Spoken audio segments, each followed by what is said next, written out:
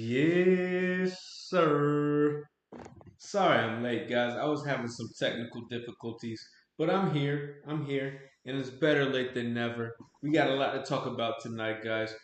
Tonight, we got to support reparations. On this channel is built on the idea, founded on the idea that reparations is necessary necessary and deserved and overdue for foundational black Americans. This channel is all about supporting foundational black Americans as a unique and specific group. I believe in, supporting black folks throughout the diaspora and throughout all over the globe. However, there is a specific and unique claim that foundational black Americans are entitled to, and I think that it's up until today has gone largely unaddressed, ignored, and overlooked. So next week is Juneteenth. Next week is Juneteenth. Folks are getting ready to celebrate Juneteenth. And in preparation for Juneteenth, Cash sorted. sorry, 1 second, guys. In preparation for Juneteenth, I'm encouraging people to support the Rally for Reparations. Now, Rally for Reparations is being produced by Tariq Nasheed, and Tariq Nasheed has done a lot of good work. He's done a lot of good work as far as this reparations tip.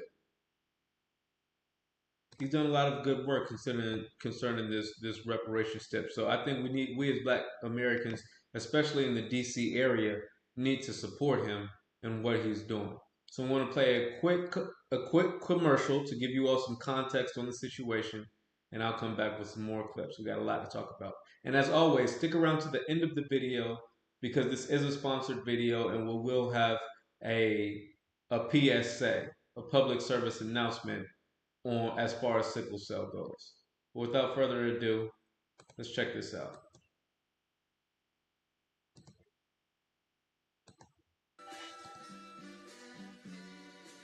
Hey, what's going on, family? This is Tariq Nasheed, and I'm out here in the beautiful city of Washington, D.C., and I want you to join me this June 15th, 2024, for the Rally for Reparations Juneteenth celebration right here in Freedom Plaza. We came here to Freedom Plaza a few years ago. We turned up, turned out. It was a phenomenal event, and we're coming back to do it again, and we want to see you here. This year, we're going to have so many phenomenal speakers. We're going to have me hosting. We're going to have Brother Reza Islam, Sister Vicky Dillard, Greg Marcel Dixon, Black Alpha, Afro Elite, Dr. Randy Short, Dr. Mayat, and a very special music performance by hip-hop legend Big Daddy Kane. So family, you do not want to miss this. Come enjoy your foundational Black American heritage and celebrate it at the Rally for Reparations right here, Juneteenth celebration. For more information, go to rallyforreparations.com. That's rallyforreparations.com. We will see you here. There you go. Boom. Rally for Reparations. You can get more information at rallyforreparations.com. It's going down in DC this Saturday, June 15th. It's going down, guys. And we as Black folks, especially in the DC and Chocolate City, need to go out and support. Now, I was there in 2022 when Tariq Nasheed had his first Rally for Reparations in DC. I'm a DC local, a DC resident from Atlanta, but I grew up in DC since a young boy, right? So local politics, I know that there's a lot of foundational Black Americans in DC, and I was disappointed in 2022 because although I gave people a heads up, asking people, hey, we need to support this, a lot of people did not show up. Now, there was a good amount of people there. I'd say a few hundred. But when I was there, and I'm going to show you clips of me being there, I was disappointed because I think in Chocolate City we could have done better. I think we could have done better. Now, to be fair, I didn't have a YouTube channel at that time, so I was doing my bit, word of mouth, and I went and I attended, and the folks who told me, yeah, I'm going to be there, the folks that said, yeah, I'll be there. I'm going to be there. It's on a Saturday. Yeah, I'll show up. They were no shows, and I was really disappointed. So hopefully this year these folks can, come out and support. Now check these photos out. This is from 2022. I took these pictures personally.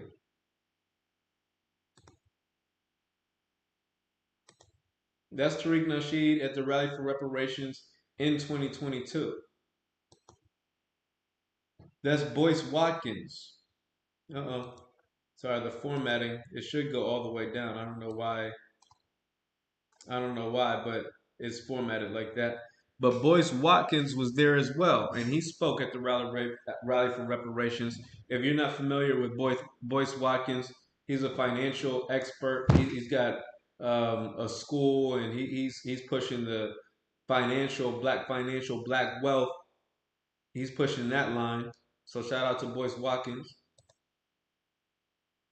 This brother at the 2022 Rally for Reparations was reenacting an auction and speaking on the horrors of the transatlantic slave trade and what the folks had to survive just to get to the other side of the ocean, just to be sold, and the chains and the weight that they had to carry.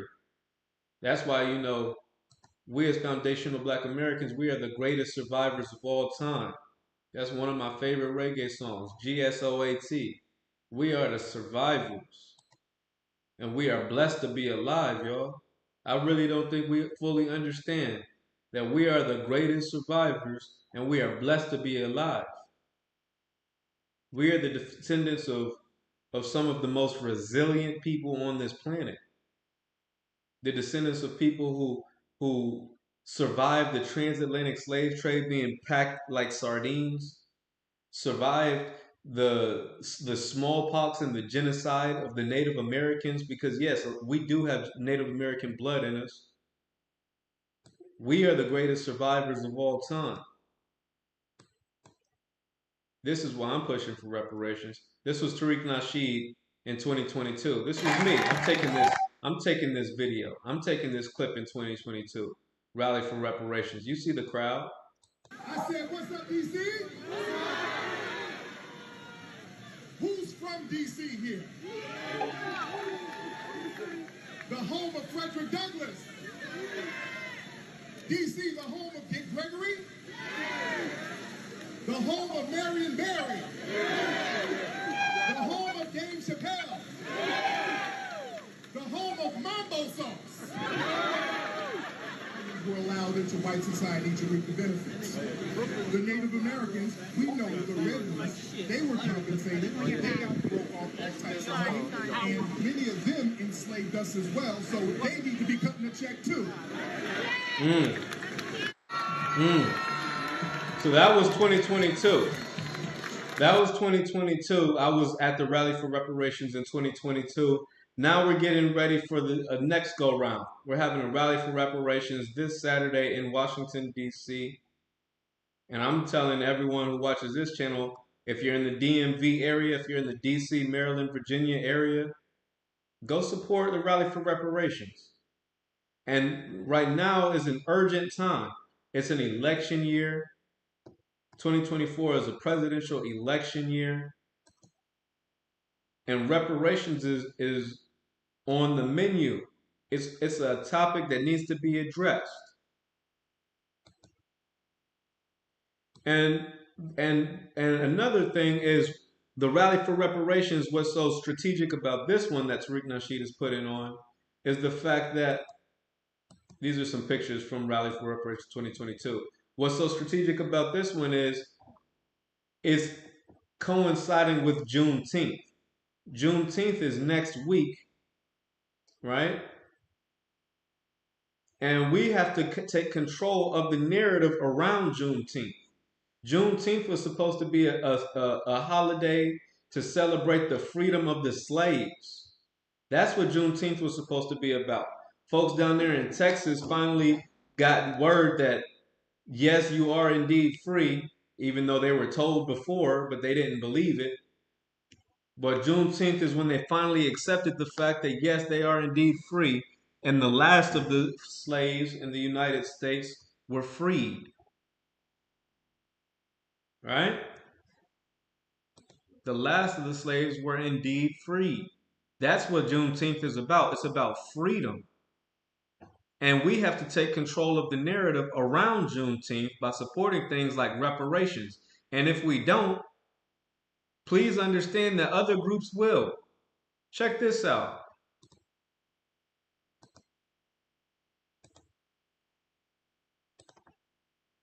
Hold on. Park, where Check this out. all weekend the celebrations have been going on around the city.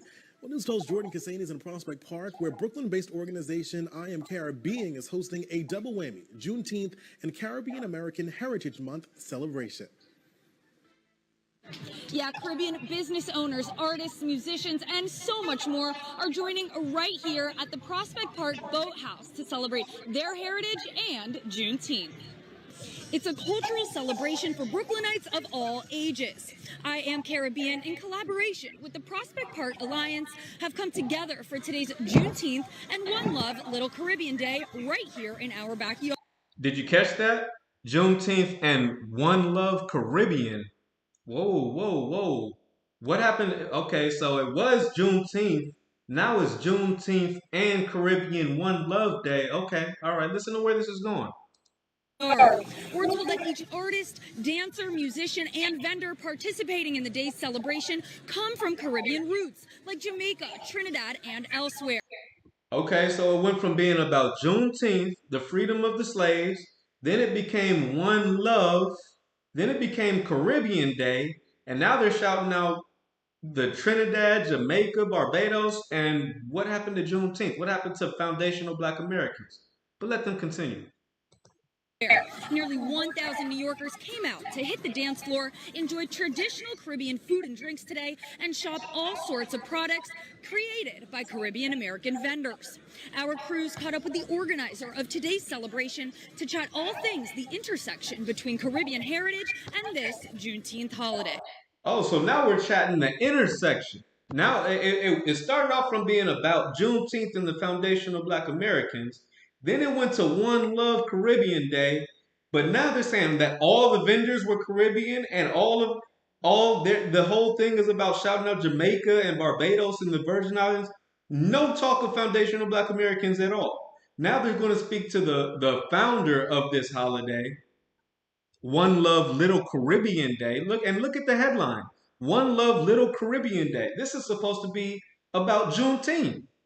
This is supposed to be about the foundational Black Americans who were freed.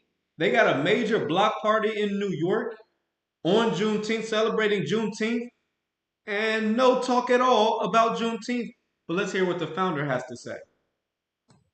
But it's really about creating that space where we can bring our piece of Blackness, of being Caribbean, while sort of overlaying that on Juneteenth. So it's really about creating that space where we can bring our piece of Blackness, of being Caribbean, while sort of overlaying that. While sort of overlaying that.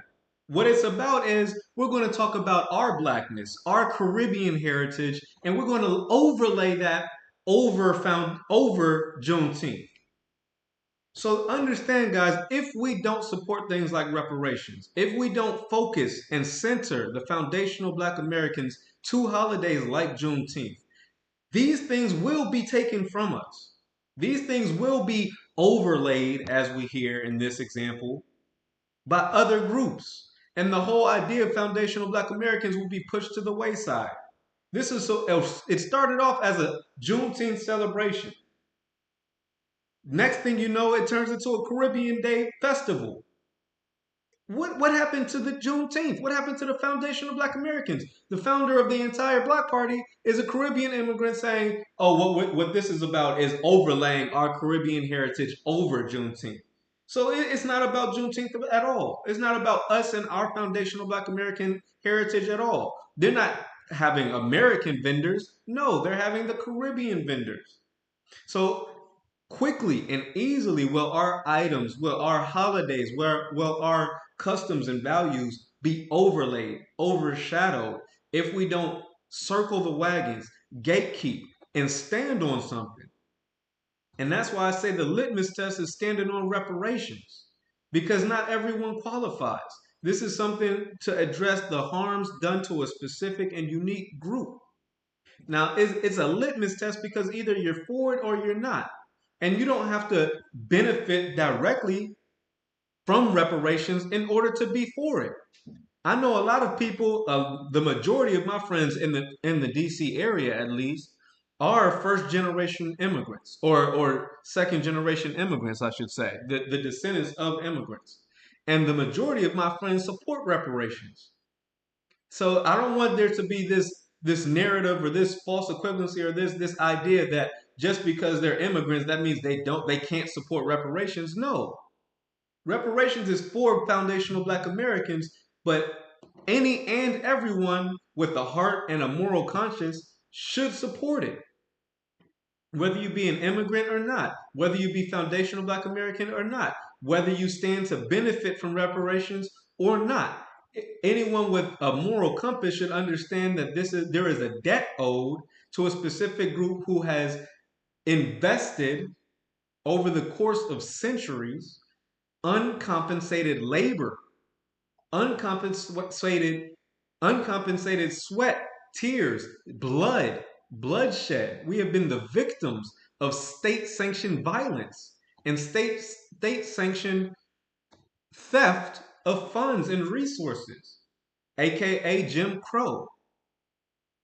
AKA Jim Crow is not just slavery didn't just end upon emancipation. The Jim Crow laws and carrying on to this day affect the lineage which has never been addressed and never been compensated for the state-sanctioned harm that we have suffered as a unique and specific group. And if not during the time of Juneteenth, if Juneteenth is not the most opportune time to acknowledge that, then I don't know what is.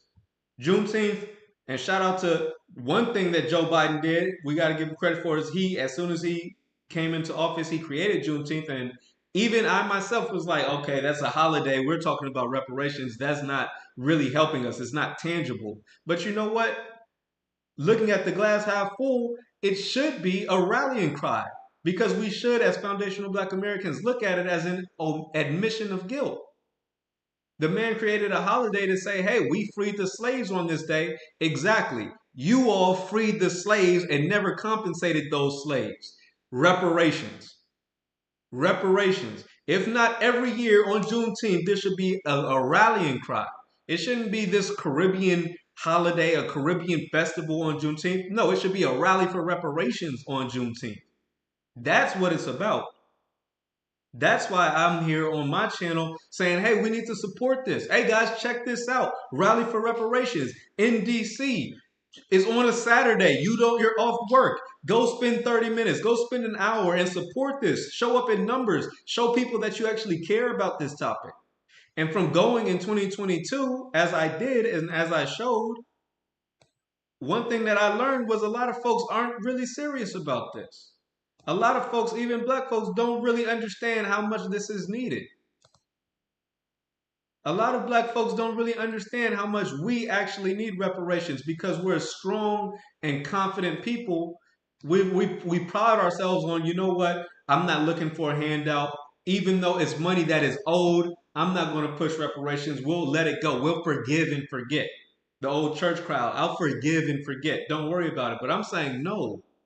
What you don't understand is you are living in an opportune time, in a unique time where might be the last chance possible. The people who were alive in the 50s and 60s, you got to understand those folks are reaching retirement age. Those folks are in their 60s now. They're 60s and 70s now. The people who actually integrated, who were the first, because even I in the 90s ended up being part of a program down in Atlanta to integrate a white school. So that's a story for another day.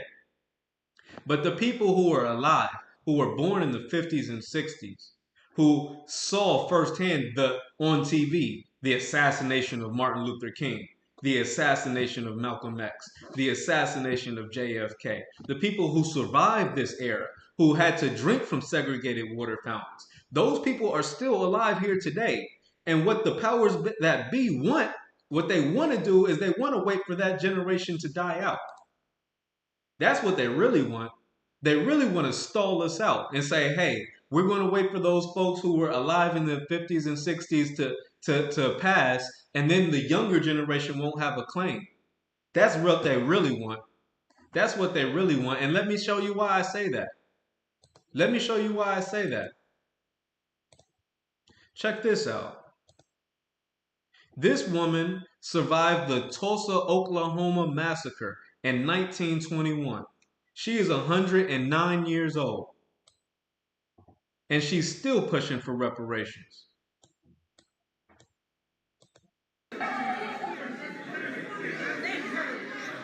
109 years old, Tulsa Race Massacre survivor, still fighting for reparations. 109.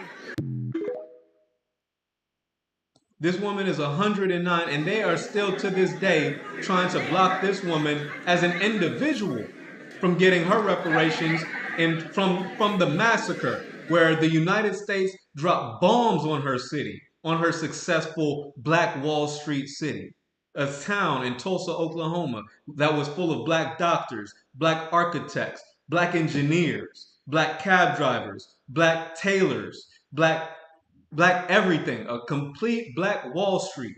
The United States government dropped bombs on it to destroy that wealthy black neighborhood. And this lady at 109 years old is still alive saying, reparations now. And what they want is they want to outlive her. They want to tell her, no, wait on it. We'll study it. We'll pass H.R. 140 and we'll study reparations for the next decade or two until this woman is no longer here to get what she deserves. That's really their game plan. That's really what they want to do. And that's why I'm saying we need to get on this thing urgently. We need to get on this thing urgently. Foundational Black Americans need to be pushing for reparations now. Rally for Reparations Now going down in D.C. May 15th. Folks need to show up and support that. Folks need to show up and support that for real, because black folks, we take it for granted.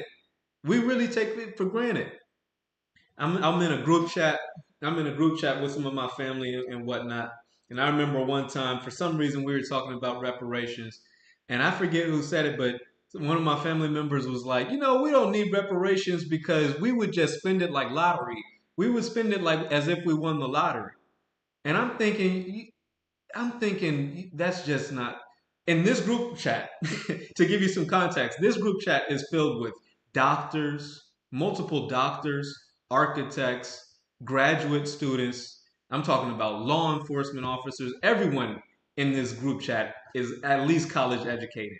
College, masters. I'm talking about rocket scientists. I'm talking about rocket scientists in this group chat. Doctors, architects, rocket scientists, law enforcement officers. Everybody in this group chat is educated and above. College degrees and above. Masters, doctorates, whatever have you. And the thing that's ingrained in our minds as black folks is if we would get reparations, we would just blow it and spend it like lottery winners. And I'm like, can we as black folks give ourselves some credit? Can we as black folks give ourselves some love and understand what we are deserving of? Because when I see black folks, I don't see a bunch of folks who would just spend their money like lottery winners. I see a bunch of folks who would invest that money into their businesses. Me personally, if I got my reparations, I know exactly, hey, I'm putting it into Fried Time Media. I'm putting it into Fried Time Reads. Everyone be sure to subscribe to Fried Time Reads, where I'm encouraging the young black youth, specifically young black boys, to start reading. Oh yeah. Oh yeah, because right now, black American boys especially have a dismal reading rate. I'm doing things that are going to encourage the next generation to get involved in reading. Be sure to subscribe to Fried Time Reads. We as black folks are business owners. Black women are the fastest growing group of entrepreneurs in the United States. We've got folks who were alive in the 50s and 60s who are reaching retirement age. You think that if they were to finally get their reparations, the first thing they're going to do is go spend their money as if it was a lottery winning? No. You know what they would likely do? They would probably spend that money to get out of debt and to retire comfortably, as they deserve. As they deserve. The folks who really need it the most, the folks who lived through the 50s and 60s, who were on the ground level during the times of segregation, that what they really want is to wait for those folks to die out. And I'm saying no, I don't want those folks to die out. I want them to see the fruits of their labor now. Just like this woman who was 109 years old coming from Tulsa, Oklahoma. They want her to die out. They want to just wait for the older generation, the folks who survived that madness, to, oh, we'll just forget about it because the younger generation, the younger generation will let it go. They didn't go through as much as the folks from the older generation. I'm saying no. I'm saying no. My folks need it now. Not only that, it's inheritance. My folks, my ancestors, my mother, my father, my grandparents, they are deserving of reparations. This woman from 109 years old, the Tulsa massacre survivor, she's deserving reparations. And when this poor lady passes on, her descendants deserves her inheritance because that is what she fought and survived to do, to put the next generation into a better space, to put the next generation and lift them up and allow them to go further, to take the baton and take the ball further. That's what her whole life was about, passing it on and preparing the next generation to take the line, push the line further. So it's not as if, all the young folks, they don't deserve it and the old folks, they'll just be gone. No. What you're doing is you're trying to wait so that the older folks don't get what they deserve.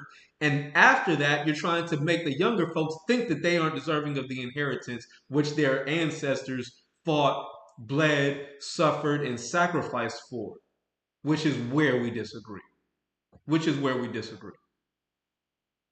And check this out. This is coming from Joe Biden. Joe Biden met with this woman, the last survivor of the Tulsa race massacre, and he put out this little ad. Check this out. I don't even know if I should play this and give him some shine, but check this out, and then we'll talk about it. Hold on. Okay.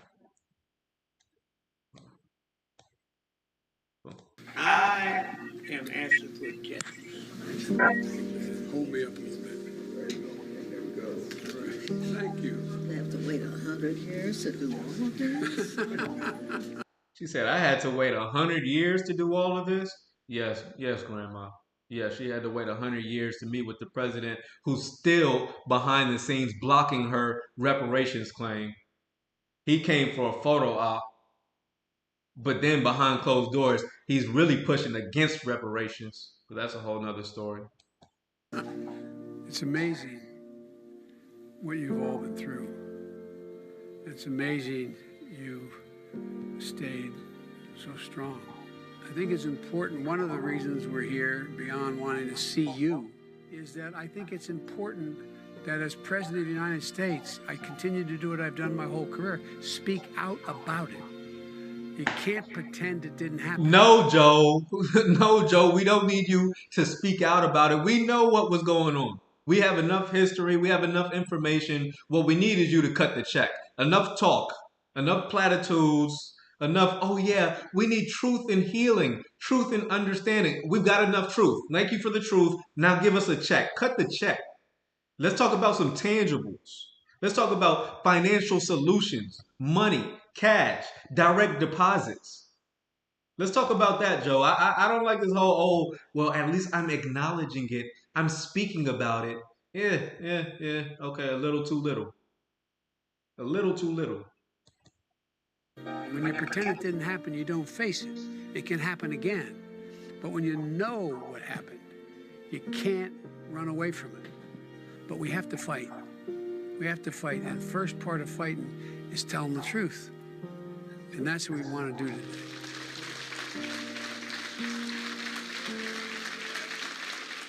All right, so that's Joe Biden's little ad. It's cute. It's cute. I appreciate him giving some shine to the survivor of the Tulsa, race massacre. So I give him just a little bit of credit, like if. But at the end of the day, your little shout out, your little photo op isn't moving the needle. Isn't moving the needle. Not even a little bit. So yeah, guys, I'm telling you, that's their game plan, man. That is their game plan. They're trying to wait us out. They're trying to wait us out. They're trying to make us forget. And what I'm saying is we need not allow these.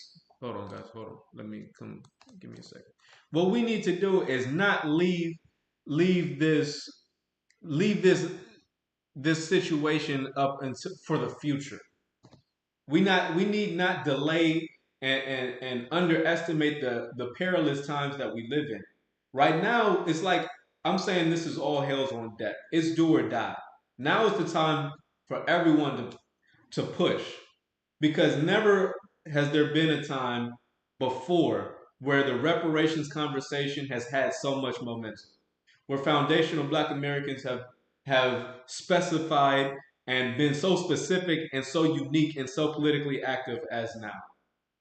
Never have we had an opportunity such as what we see today to call out for reparations. So what I'm saying is we need to push by supporting Tariq Nasheed in his rally for reparations this Saturday in Washington, D.C. If you're in D.C. and as a D.C. local, as a D.C. native, I got to use my platform especially to bring some attention to this date and to this situation. And I ask all of my viewers, all of my supporters, anyone who's out there in the D.C. area to go visit rallyforreparations.com for more information. It's on Saturday, June 15th, in preparation for Juneteenth. We celebrate the freedom that we received, that we fought and won, that we fought for and won. We celebrate the freedom on Juneteenth.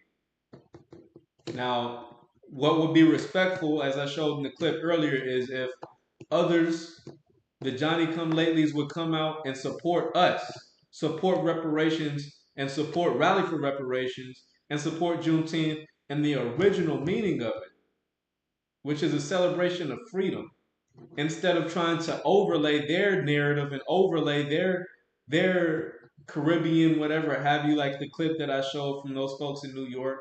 We don't need people trying to take, oh, well, we're going to overlay our agenda over yours and just forget about Juneteenth. Let me show you all that one more time, because that's really crazy to me. And she just said it out loud. Like there was no shame. She doesn't try to hide it. It's like, oh yeah, this was about Juneteenth, and next thing you know, it just become a Caribbean bonanza where we have Caribbean vendors, and we're going to overlay our Caribbean heritage over Juneteenth. It has nothing to do with Juneteenth. It has nothing to do with freedom. We're just going to take their holiday and tether onto it. And she doesn't even try to hide it. Check this out one more time, because I couldn't believe it. Check this out. All weekend, the celebrations have been going on around the city. Well, News 12's Jordan Cassani is in Prospect Park, where Brooklyn-based organization I Am Caribbean is hosting a double whammy, Juneteenth and Caribbean American Heritage Month celebration. Yeah, Caribbean business owners, artists, musicians, and so much more are joining right here. Caribbean business owners, artists, musicians, and so much more. So start off with Juneteenth, and then it starts to drift to, okay, all right, let it play. At the Prospect Park Boathouse to celebrate their heritage and Juneteenth. It's a cultural celebration for Brooklynites of all ages. I Am Caribbean, in collaboration with the Prospect Park Alliance, have come together for today's Juneteenth and one. I Am Caribbean comes together to celebrate Juneteenth, but okay, all right, let them finish. I'm going to stop cutting it off, guys. I'm sorry. Little Caribbean Day right here in our backyard. We're told that each artist, dancer, musician, and vendor participating in the day's celebration come from Caribbean roots, like Jamaica, Trinidad, and elsewhere. Nearly 1,000 New Yorkers came out to hit the dance floor, enjoy traditional Caribbean food and drinks today, and shop all sorts of products created by Caribbean American vendors. Our crews caught up with the organizer of today's celebration to chat all things the intersection between Caribbean heritage and this Juneteenth holiday. It's really about creating that space where we can bring our piece of blackness, of being Caribbean, while sort of overlaying that on Juneteenth. It's really about creating that space where we can bring our piece of Blackness, of being Caribbean, while sort of overlaying that. It's about taking our Caribbean Blackness and overlaying it over Juneteenth. So I give to you two options. We as foundational Black Americans can keep the focus on what Juneteenth should be, which is freedom and reparations. Or we can, hey, just sit back and relax and watch the alternative, which is the Caribbean come and they have vendors, artists, the entire block party over Juneteenth. No money, that money is not circulating within the Foundation of Black Americans group. They didn't say we're going to use this day to bring foundational Black American artists, foundational Black American vendors. No, no. They use our holiday and just overlaid it. And now they're the ones profiting from it instead of keeping the focus on what it should be, which is not about Caribbean heritage. It's about freedom and reparations. Juneteenth is an admission of guilt, and we need to every year, when this time of year, every year for Juneteenth, there should be a rallying cry for reparations until it gets done. So says I. But hey, I digress. I digress. Guys, I appreciate it. If you've made it this far in the video, be sure to hit the thumbs up button. Leave in the chat if you're supporting reparations. Just say rally for reparations or say cut the check. Leave it in the chat to support reparations. And if you're in the DMV area, I encourage you, DC, Maryland, Virginia, I encourage you to support the Rally for Reparations June 15th on Saturday, June 15th at Freedom Plaza. You guys can check out riseforreparations.com for more information there. As always, this is a sponsored video, so let me give you all a quick word from our sponsors before we get out of here. And I gotta salute and give a shout out to the actors and actresses and everyone involved in the making of these sponsored videos. It was a good look. It's a good look. All right, so check this out. Uh-oh. Uh-oh, bear with me. Bada bing, bada boom. Bear with me, guys, bear with me.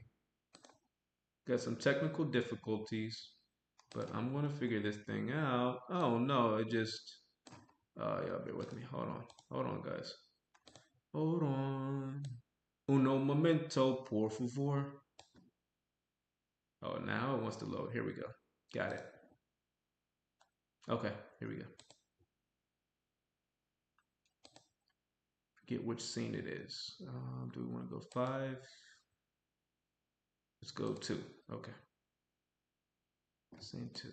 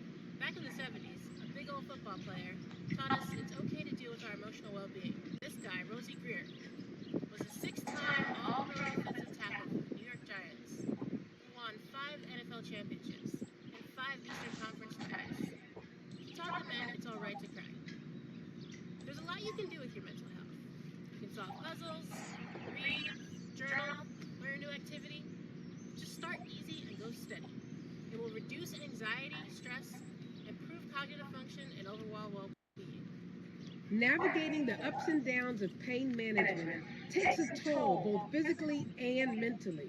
It's time to destigmatize staying mentally healthy and unlock the power of mental health care. Take 15 minutes a day to unwind and decompress. Your mind matters. Boom! Burr, burr, burr, burr. Burr, burr, burr, burr. All right, so that was our sickle cell PSA. And as always, I will upload that to a sickle cell PSA playlist. So if you want to go back and watch the video as a standalone, Those will be available in the sickle cell playlist, which is available on this channel, Fried Time Media. I want to salute and say I appreciate everyone who's made it this far in this video. If you have, be sure to hit the thumbs up button, and if it's your first time watching, smash the subscribe button for content just like this.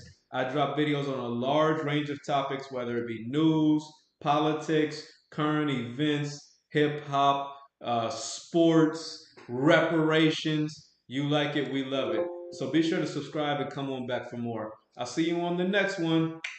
Peace.